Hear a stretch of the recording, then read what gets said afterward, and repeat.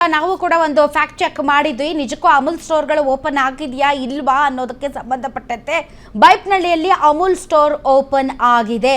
ಅಂತೂ ಇಂತೂ ಅಮೂಲನ್ನು ರಾಜ್ಯಕ್ಕೆ ತರಬೇಕು ಅಧಿಕೃತವಾಗಿ, ಅಂದರೆ ಅಮೂಲ್ ಪ್ರಾಡಕ್ಟ್ಸ್ ಇಲ್ಲ ಅಂತ ಅಲ್ಲ, ಈ ಥರ ಸ್ಟೋರ್ಗಳು ಆ ಥರ ಇಲ್ಲ ನಂದಿನಿಗೆ ಕಾಂಪಿಟೇಷನ್ ಆಗಿ. ಬಟ್ ಅಂತೂ ಇಂತೂ ತಂದುಬಿಟ್ರು ನೋಡಿ ಇವ್ರು, ಹೆಂಗಾದರೂ ಮಾಡಿ ಹಿಂಬಾಗಿಲಿನಿಂದ ಆದರೂ ಪರವಾಗಿಲ್ಲ ತಂದುಬಿಡೋಣ ಅಂತ. ಸೊ ಇದೇ ಈಗಾಗಲೇ ಅಮೂಲ್ ಸ್ಟೋರ್ಗಳು. ಹಾಗಾದರೆ ಇದನ್ನು ತಡೀಬಹುದಾಗಿತ್ತಲ್ಲ, ಇದನ್ನು ತಡೀಬಹುದಾಗಿತ್ತು. ಈ ಹಿಂದೆ ಮರ್ಜ್ ಆಗುತ್ತೆ ಮತ್ತು ಇದು ತುಪ್ಪ ಮತ್ತು ಮೊಸರು ಅಮೂಲ್ ತರ್ತಾರೆ ಅಂದಾಗ ತೀವ್ರವಾದಂಥ ಫೈಟ್, ಅದು ಟ್ವಿಟರಲ್ಲಿ ಆಗಿರ್ಬೋದು, ಸೋಷಿಯಲ್ ಮೀಡಿಯಾ ಆಗಿರ್ಬೋದು, ಅಥವಾ ಪೊಲಿಟಿಕಲಿ ಆಗಿರ್ಬೋದು. ಇದೇ ಡಿ ಕೆ ಶಿವಕುಮಾರ್ ಅವರು ಇನ್ನೇನು ಚುನಾವಣಾ ಹೊಸ್ತಿಲಲ್ಲಿ ಅದನ್ನೇ ದೊಡ್ಡ ಪ್ರಶ್ನೆಯಾಗಿ ಸ್ವೀಕರಿಸಿದ್ರು. ಕನ್ನಡಿಗರ ಹೆಮ್ಮೆ ಇದು ಕನ್ನಡಿಗರ ಆಸ್ಮಿತೆ ಅನ್ನೋ ಥರದಲ್ಲಿ ಅದನ್ನ ತುಂಬ ದೊಡ್ಡ ಮಟ್ಟಕ್ಕೆ ತಗೊಂಡೋದ್ರು. ಆಗ ಬಸವರಾಜ ಬೊಮ್ಮಾಯಿ ಅವರು ಮುಖ್ಯಮಂತ್ರಿ ಆಗಿದ್ದಂಥ ಸಂದರ್ಭದಲ್ಲಿ ಇಲ್ಲ ನಾವು ಯಾವುದೇ ಕಾರಣಕ್ಕೂ ಅದಕ್ಕೆಲ್ಲ ಅನುಮತಿ ಕೊಟ್ಟಿಲ್ಲ, ಸುಮ್ಮನೆ ಸುಳ್ಳು ಸುದ್ದಿನ ಹಬ್ಬಿಸ್ಬೇಡಿ, ಹಾಗೆ ನೋಡಿದ್ರೆ ಹಾಲು ಉತ್ಪಾದನೆ ನೀವಿದ್ದಾಗಿಗಿಂತ ನಮ್ಮ ರೆಜಿಮಲ್ಲೇ ತುಂಬ ಜಾಸ್ತಿ ಆಗಿದೆ ಅಂತ ಎಷ್ಟು ಅವರು ಅಲ್ಲಿ ಉತ್ತರ ಕೊಟ್ಟರು ಕೂಡ ಅದು ಒಂದು ರೀತಿ ಟ್ರೆಂಡ್ ಆಗೋಗಿತ್ತು. ಎಲ್ಲೋ BJP ಏನೋ ಹಿಂದಿ ವಾಲಾಗಳ ಒಂದು ಗುಜರಾತಿಗಳ ಪ್ರೆಷರ್ಗೆ ಬರ್ತಾ ಇದ್ದಾರೆ ಅನ್ನೋ ಥರದ ಒಂದು ಕ್ರಿಯೇಟ್ ಆಗಿತ್ತು ಒಪಿನಿಯನ್.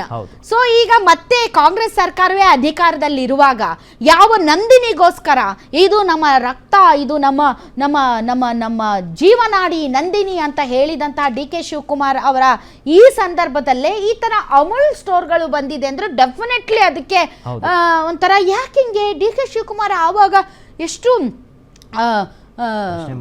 ರಾಜಾರೋಷವಾಗಿ ನೋ ನಂದಿನಿ ಕನ್ನಡಿಗರ ನಾಡಿ ಮಿಡಿತ, BJPಯ ಕೊನೆಗಾಲ ಸನ್ನಿಹಿತವಾಗಿದೆ ಅಂತ ಹೇಳಿದ್ರಲ್ಲ, ಹಾಗಾದ್ರೆ ಹೇಗ್ ಬಂತು ಅಂತ ಒಂದು ಪ್ರಶ್ನೆ ಇತ್ತು.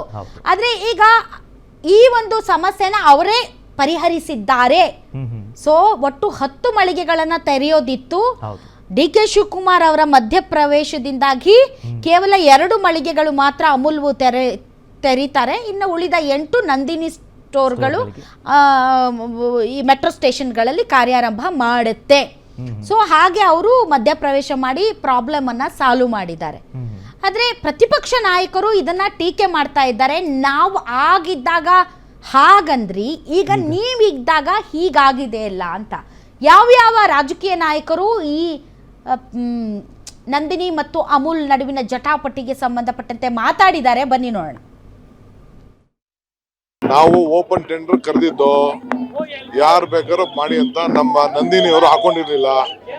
ನಂದಿನಿಯವ್ರಿಗೆ ಹೇಳಿದೀವಿ 10 ಕಡೆ 8ರಿಂದ 10 ಕಡೆ ಕೊಡಿ ಅಂತ ಹೇಳಿದೀವಿ. 8ರಿಂದ 10 ಕಡೆ ತಗೋದೆ. ಅವ್ರು ರೆಡಿ ಇರ್ಲಿಲ್ಲ, ಯಾಕೆಂದ್ರೆ ಅಲ್ಲಿ ಇನ್ನ ಮ್ಯಾನೇಜ್ಮೆಂಟ್ ಎಲ್ಲ ಏನೇನೋ ಇಶ್ಯೂಸ್ ಇದೆ. ಅಮೂಲ್ ಅವ್ರಿಗೆ 2 ಕಡೆ ಕೊಟ್ಟಿದೀವಿ. ಅವ್ರು ಗ್ಲೋಬಲ್ 2 ನಾನು ಸ್ಟಾಪ್ಡ್. ಅವ್ರು ಕೇಳಿದ್ರು 10 ಕಡೆ ಕೇಳಿದ್ರು, 2 ಕಡೆ ಕೊಡ್ತಾ ಇದ್ದೀನಿ. 8 ಕಡೆ ಈಗ ಸದ್ಯಕ್ಕೆ ನಂದಿನಿಯವರು ಮಾಡ್ತಾರೆ, ಅವ್ರಿಗೆ ನೀವು ಮಾಡಿ ಅಂತ ಹೇಳಿದ್ವಿ. ಇನ್ನ 10 ಕಡೆ ನಂದಿನಿ ಮಾಡ್ತೀನಿ ಅಂತ ಅಂದ್ರೆ ಮಾಡೋನ್ ಬೇಕಲ್ಲ first. We will give no problem. ಅದು ನಮ್ದೇ ಸಂಸ್ಥೆ, ಅದು ಅದಕ್ಕೆ ಟೀಕೆ ಮಾಡ್ತಾ ಇದ್ರೆ ಒಳ್ಳೇದೇ, ಅದೆಲ್ಲ ಪ್ರಚಾರಕ್ಕೆ ಕೊಡ್ತಾ ಇದಾರೆ ಮಾಡಿ.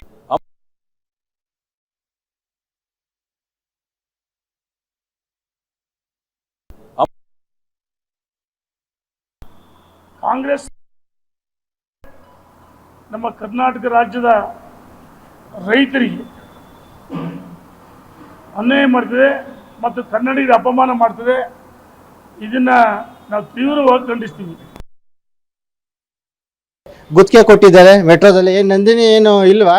ನಮ್ಮ ರಾಜ್ಯದಲ್ಲೇ ಇದೆಯಲ್ಲ ಪದಾರ್ಥಗಳೆಲ್ಲ ಉಪಯೋಗಿಸ್ತಂಥದ್ದು, ಏನಕ್ಕೆ ಹೊರ ರಾಜ್ಯದಂಥದ್ದು ಇದು ಮಾಡಬೇಕಾಯ್ತು? ಇದು ತೀವ್ರ ಖಂಡನೀಯ. ಮತ್ತು ನಮ್ಮ ಕನ್ನಡಿಗರಿಗೆ ಮೇಲಿಂದ ಮೇಲೂ ಏನು ಭಾಷೆ ವಿಚಾರ ಆಗಿರ್ಬೋದು, ಅದು ಎಲ್ಲದರಲ್ಲೂ ನಮಗೆ ದೌರ್ಜನ್ಯ ನಡೀತಾನೆ ಇದೆ. ಆದರೂ ಸಹ ನಮಗೆ ಇವತ್ತು ಏನು ಅಮೂಲ್ ಅನ್ನೋ ಇದರಲ್ಲಿ ನಮಗೆ ತಂದಿಟ್ಟು ಇವತ್ತು ನಮ್ಮ ದೇಶಿ ಪದಾರ್ಥಗಳನ್ನ ಹೊರಗಿಡೋಂಥ ಕೆಲಸನ ನಮ್ಮ ಸರ್ಕಾರಗಳು ಮಾಡ್ತಿದೆ.